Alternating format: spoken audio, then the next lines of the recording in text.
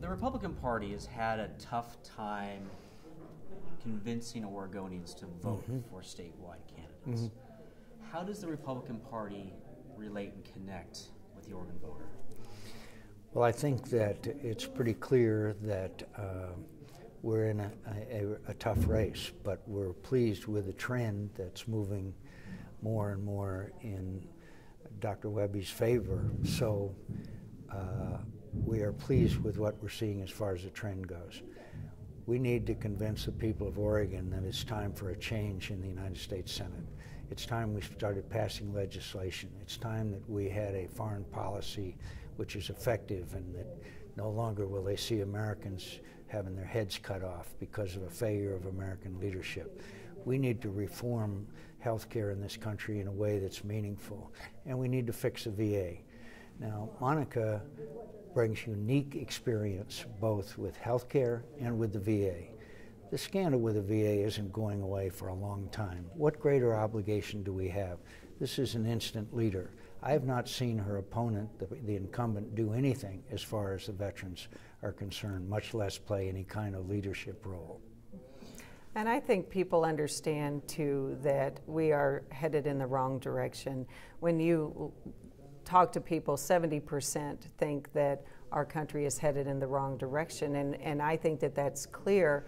Particularly here in Oregon, our middle class income has dropped almost 9% since Senator Merkley's been in office. Our poverty, childhood poverty's gone up 23%. We have 1 in 5 Oregonians on food stamps.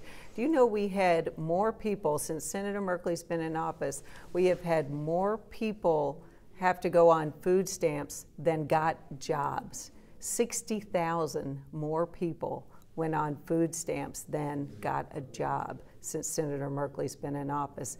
Clearly, this big government overregulation strategy isn't working. And what we have to do, we've got to provide some certainty for our businesses. I've been all over the state talking to businesses. We've got to provide them some certainty of what the playing field's going to be like, or else they can't invest and grow their businesses. We've got to start balancing our budget like we do at home. We've got to put the doctor and patient back in control of health care, transition off of what we've got with Obamacare into something that works. You know, some of the insurance reforms are good, but it's really just been a major problem for health care. Our costs are going up, we're losing our doctors, we're losing our plans.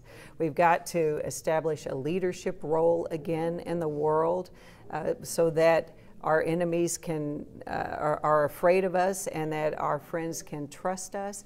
Right now, we've got a reactionary foreign policy instead of a coherent strategy. There's a lot that needs to be done, and I think Oregonians realize that. You know, Merkley claims to be the champion of the middle class, but everything has gotten worse for our middle class. I don't care how many times he says it, people realize that he's all about Washington, D.C. I'm about Oregon. I'm about our state and making things better for Oregonians. Let's talk about that. Last time you and I talked, we talked about you wanting to be this independent, well, not independent, but a factor of change in Washington. Right. But the reality is, when freshman congresspeople and senators go to Washington, D.C., they have to toe the line with the party and vote with their party and vote in line with powerful people like you. The data shows that. Actually, you know, actually I was known as the Maverick when I was a junior senator, and I did okay. Nobody's going to tell her what to do. I mean, that's one thing. I think that's one thing that there's proof of. Second of all, she brings expertise that nobody else has to 2 of the major issues that we're facing in the Congress, and that's our veterans care and that's our overall health care as far as Obamacare is concerned. Would you wipe out Obamacare or tweak it like the doctor wants to? Listen, I would do more than tweak it, and I don't think that she's talking about tweaking it. I think she's talking about a major transition. About major changes that need to be made in Obamacare, and at the same time, there are some portions of it that are good. But I think the major thing about Obamacare is that they promised that it would bend the healthcare, the cost of health care down. It's not. It's been bent up. And we had, you know, all of these problems with it. We had 150,000 people lose their plans. We've had the cost increase dramatically. We're supposed to go up another 45% according to the Manhattan Institute in the private market this coming year. People are losing access to their doctors. You know, there's one thing that people always say, well, everybody's going to have insurance. Well, you know, insurance does not mean access to care. And the whole fallacy of this health care law was we had 250 million people that were already happy with their insurance. We had about 50 million people that did not have insurance. But after spending $2.7 trillion, we're still going to have 30 million people that are uninsured. And for that 18 or so million that are going to gain insurance is costing us $80,000 per person that's gaining insurance. There was a much better way to do this. Much better way. You correct one problem at a time with proven methods instead of this big, massive overhaul that's thrown the whole system into chaos and made matters worse for so many people. So what happened when you took down your health care program from your website? You're accused of plagiarism. I have been an expert in health care for 30 years. I have been talking about what the right way to fix health care is for the last 5 years, ever since this law passed. In 2009, I ran ads all across the country talking about the problems with health care. And I have talked with experts all around. Our health care plan included strategies that are known to work.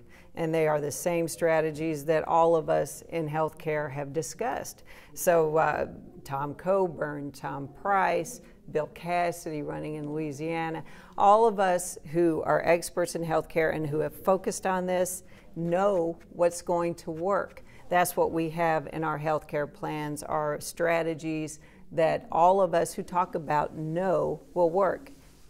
Well, why did you take down your plan if you didn't? Did you feel that there's something wrong with it, that you had done something wrong with the content? There was nothing wrong with what we did. We are talking about what our plans are.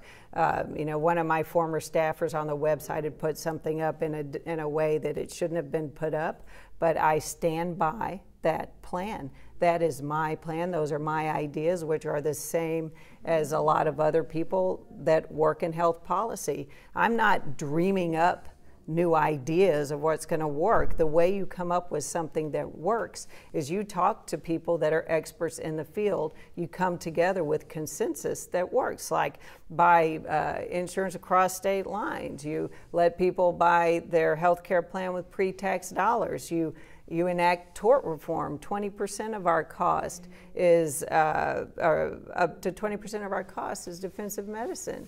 You allow to have high-risk pools that are subsidized by the state and federal government, so that you can take high-risk, high-utilizers out of the general pool, which lowers the cost for everyone.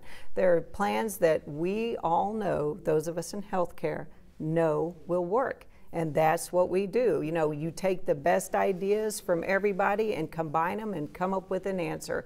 That's the way science is done. That's the way you move things forward, is a data-driven approach. Let's talk about the CDC. We've got Ebola here. Americans spend $11 billion on Halloween. I think that's the same budget as the CDC. Can we do something about that? Well, I think that it's pretty clear that we're facing a crisis right now with Ebola. I'm not sure that you could argue that the CDC could have prevented the situation that arose in Africa.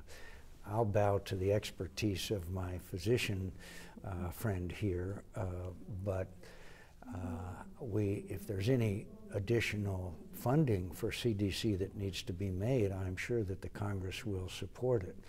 We may have to look at supplying money to care for an emergency situation where Ebola crops up in the United States of America, but I've never heard an argument that we need more funding for the CDC. I don't know if you...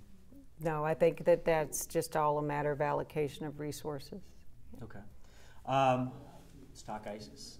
ISIL, ISIS, IS. Where do we go from here? We need to have more boots on the ground, both in Iraq and Syria. Everything that for years Senator Graham and I have said needs to be done, the President has said no and eventually ended up doing it. It wasn't an accident. We could have left a residual force behind. Today in Time magazine, former Secretary of Defense Panetta authenticates that. We could have repealed sequestration.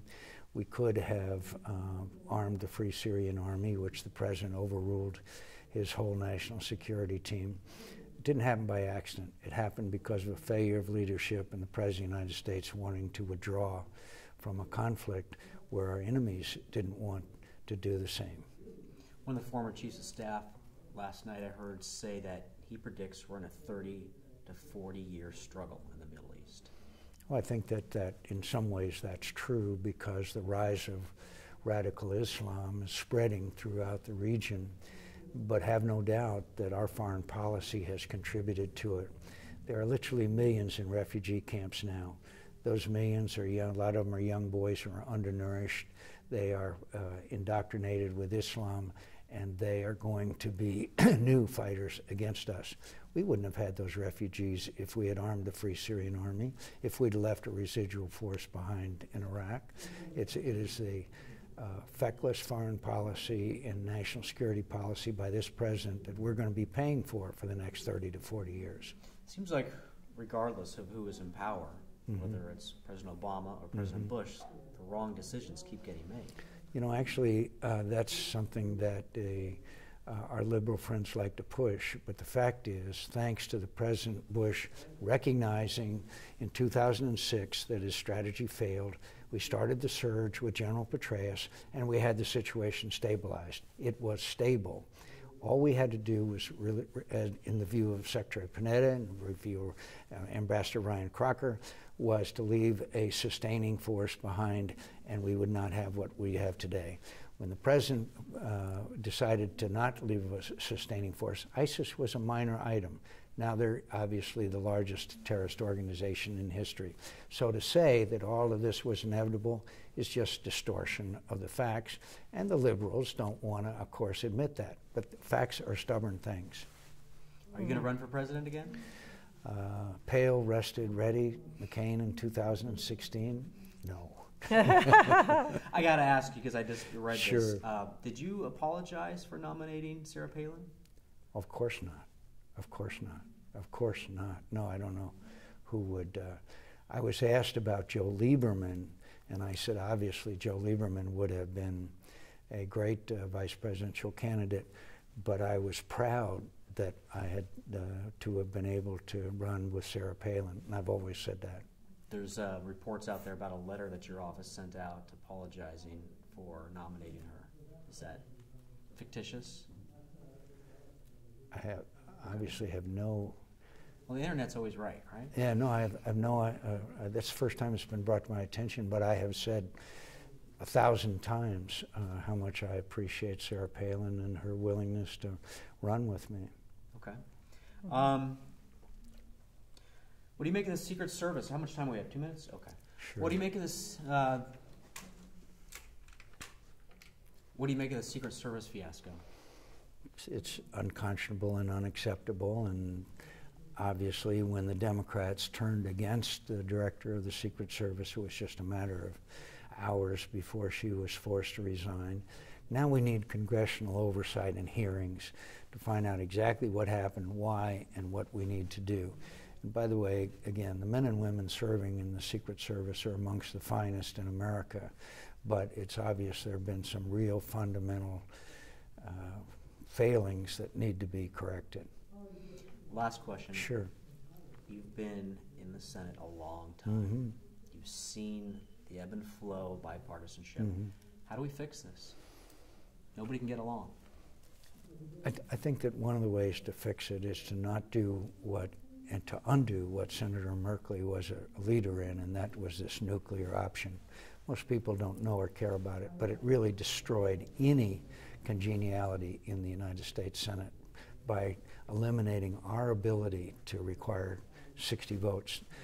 Second of all, I think the voters have to speak more loudly that they want people who will act in a bipartisan fashion.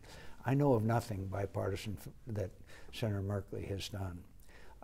And finally, the independent voter is more and more going to affect the outcome of elections. The increase in voter registration we see throughout the country and in Arizona is all in independent voters because of their alienation from both parties. Can I ask you one last question? Yep. The polls show you're trailing. You are, what are we, in the last month of the campaign. How do you make up that ground? I think as soon as people get to know who I am and realize what I stand for, that they will see that we are in line with what Oregon voters care about. They'll realize that we are going in the wrong direction, that we need to change direction. Things are not going well for our middle class and for our state. We've got one of the highest rates of unemployment in the country. We've got the drop in our family income, 8.9% for our middle class families since Senator Merkley's been in office. We've got our unemployment that our lowest labor workforce participation since the 70s, since we've been recording it in the 70s. I think people understand that things are not going the way they want. They want us to accept this new normal, that this is where we have to be. But I don't believe that. I believe in the American spirit, and I believe if we can get the government off of the backs of our small businesses, our economy can take off again. If we rein in these excessive regulations, we can get our companies growing again.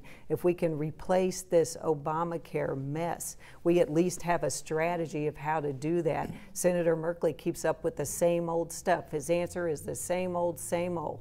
If you like your doctor, you can keep it. If you like your plan, you can keep it. Your premiums are going to go down. The big lie of the year, and he still has no answers for how to fix it. I have answers for how to fix it and how to change things and how to make things better for Oregonians. It's all about opportunity for our children, and I am not going to be the first generation that can't say our kids are going to be better off than we were.